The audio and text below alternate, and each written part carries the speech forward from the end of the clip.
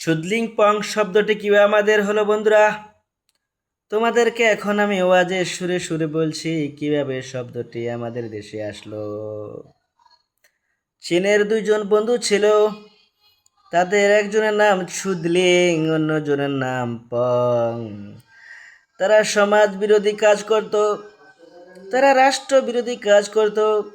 জনতা বিক্ষুব্ধ হয়ে বিক্ষোভের প্রতিবাদ শব্দ হিসেবে তাদের নাম দিয়ে তাদেরকে ভরে দিল।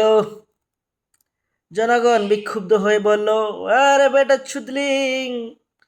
অন্যরা বলল, আরে বেটা পং। সেখান থেকে তাদের নামে গালি হয়ে গেল ছুদলিং পং। এখন কথা হলো, এটা আমাদের দেশে কেমনে আসলো? আমাদের দেশের কোনো এক নেতা সে দেশে ঘুরতে গেল, তারা সেভাবে দেশে এটা আমদানি করে আনলো।